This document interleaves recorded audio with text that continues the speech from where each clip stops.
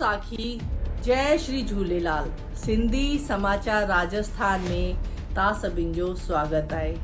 अॼु पाण ॻाल्हि कंदासीं पंहिंजे घर जे वॾनि जे बारे में, पंहिंजे माता पिता, पंहिंजे ससु सहुरनि जे बारे में।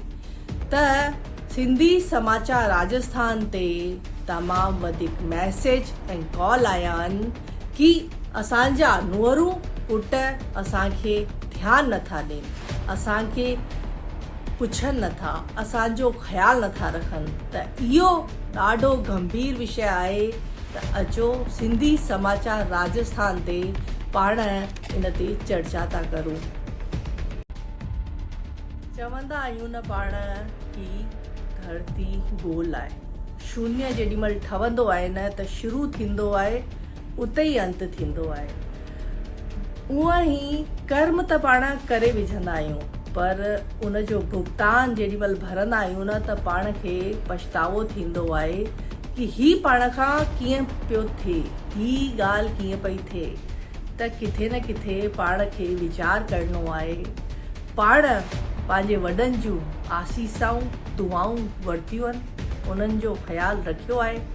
कॾहिं कॾहिं पंहिंजा कम बिना महिनत जे थी वेंदा आहिनि, कॾहिं कॾहिं पंहिंजा कम चईंदा आहिनि न ख़बर ई न पवंदी आहे, पंहिंजा सभु कम थी वेंदा आहिनि। ऐं कॾहिं कॾहिं पंहिंजा कम अटकी पवंदा आहिनि। इहो सिर्फ़ु ऐं सिर्फ़ु वॾनि जूं दुआऊं, आशीर्वाद ऐं प्यार अगरि पाण पायूं था त पंहिंजा कम सभु पाणे थी वेंदा आहिनि। मंदिरनि में वञणु तमामु सुठो आहे। जप हवन, मंदिर में घंटी वॼाइण, आरतियूं करणु, सभु करणु तमामु सुठो आहे। पर अगरि पाण पंहिंजे वॾनि खे नथा पुछूं, वॾनि खे नथा ध्यानु ॾियूं त ही सभु निरर्थक ऐं बेकार आहे। सभिनि खां पहिरीं माता पिता, पंहिंजा ससु सहुरा। तव्हां इहा कथा ॿुधी हूंदी कि भॻवानु गणेश भॻवानु जॾहिं शंकर भॻवानु ऐं मां पार्वती जा चकर लॻाए प्रथम अची विया हुआ त पुछनि तूं एॾो झटि कीअं अची वएं? चयईं इहे ई मुंहिंजे लाइ चारो धाम आहिनि, इहे ई मुंहिंजे लाइ सभु कुझु आहिनि।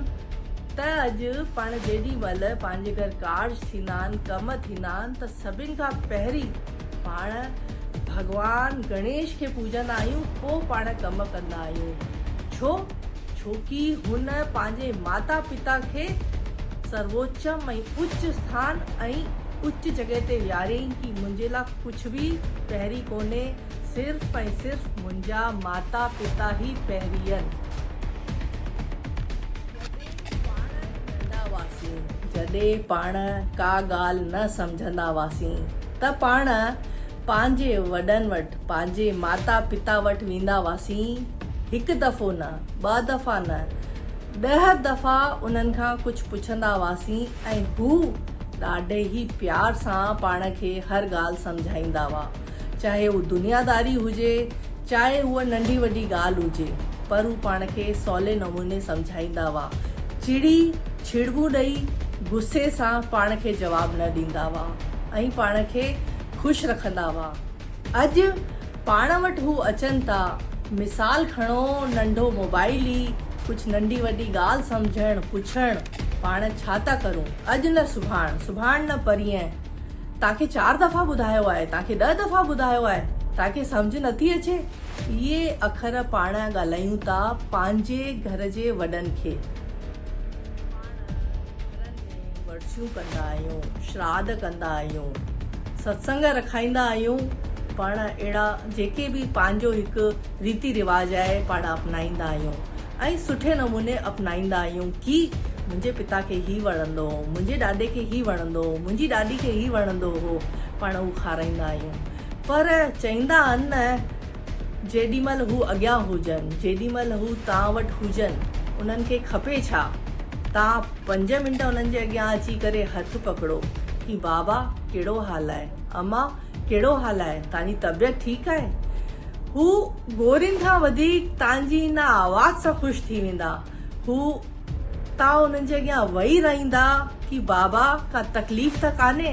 इहे 2 अखर अगरि तव्हां ॻाल्हाए था रखो, तव्हां 2 अखर उन्हनि खे प्रेम जा ॻाल्हाए था रखो त इहे दवा खां वधीक कमु था कनि। पर उन लाइ करे पाण खे 5-10 मिंट सिर्फ़ ऐं सिर्फ़ वेहणो पवंदो। हू खाधो खाइनि त खाधो वणे पियो, सुठो आहे, छा आहे, पाण खे 2 बोल ॻाल्हाइणा आहिनि, ॿियो कुझु बि न खपे। हिकु सुठी भाॼी मानी ऐं 5 मिंट सिर्फ़ु तव्हांजा खपनि, ॿियो उन्हनि खे कुझु न खपे। ही पाण श्राद्ध करूं, हवन करूं, केरु पियो ॾिसे, जीते जी उन्हनि जे अॻियां पाण वेही रहूं, जीते जी उन्हनि खे वक़्तु ॾेई रखूं त आख़िरी में तव्हां सभिनि खां हिकु ई गुज़ारिश आहे, नुंहरुनि खां, पुटनि खां, कि पंहिंजे वॾनि खां प्यार सां ॻाल्हायो, 5-10 मिंट वियो, उन्हनि जो ख़्यालु रखो, उन्हनि जो ध्यानु ॾियो।